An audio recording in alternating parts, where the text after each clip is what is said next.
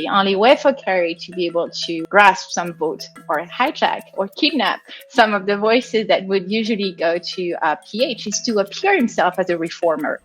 大马在官兵疫情后陷入通货膨胀和经济困境。常驻大马的法国政治分析员乐美儿认为，大马人最关注的是生活成本问题，然而其中两大阵营在这方面的表现，对赢取尤其是城市选民来说，可能是硬伤。Inflation is very strong in Malaysia. We've seen the price, of vegetable and needed primary necessities skyrocketing in the past few months. So I think most people want stability. They want economic stability as well. They want inflation to go down or salary to go up. It's always one of the two. So they've been this, rhetoric of both parties, actually both coalition, the Barisan Nasional and Perikatan Nasional, claiming that they were the solution for stability.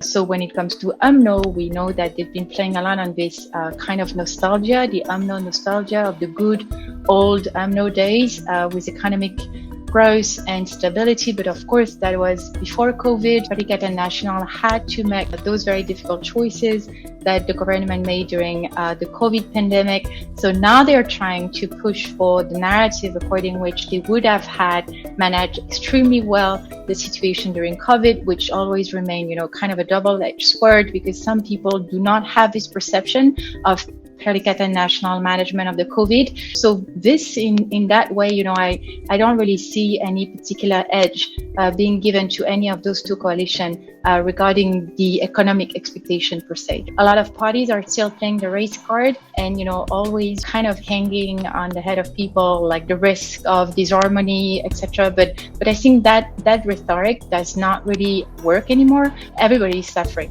from the economic situation, and that goes across ethnic and religious lines. 而针对国阵双鸡毛诺候选人凯里，乐美尔认为他所采用的策略非常出色，为自己加分不少。Basically, what we're seeing now in UMNO is quite interesting. We've been used to, factionary politics within UMNO and within other parties as well. But I think for this time, what's interesting and what the kind of change from the situation we had during other campaign is that usually UMNO faction just come together and they come really strong. They have a very strong machinery. So, eventually they win the election. Well, they didn't last time, but before. But today it's quite interesting because the UMNO factionalism is still going very strong, and rather than seeing the party coming together, we're seeing even more factions. So that gets our Malay voters even more confused. So Kerry is in a very hot seat in Sungai Buloh. He has to kind of replace or try to replace Siva Rasa, who has been doing very good work in the constituency. So of course, what he needs to target are the PH voters, right? And he needs to gain as much PH vote as he needs to be elected. So this means that the only way for Kerry to be able to grasp some vote or hijack or kidnap some of the voices that would usually go to PH is to appear himself as a reformer.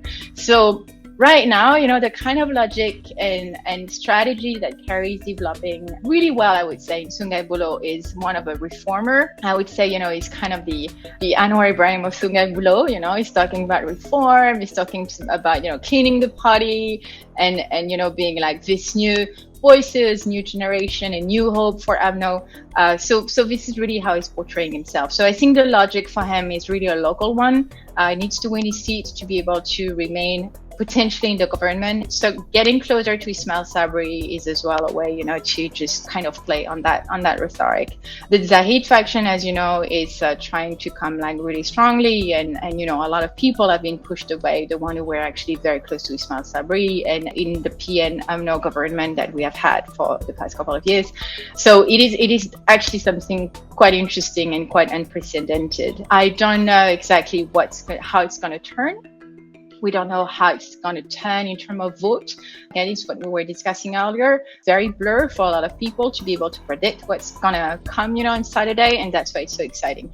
One thing is for sure, Saturday would be a very long day and a very long night. And we can expect a lot of discussion, a lot of phone calls, and a lot of tension.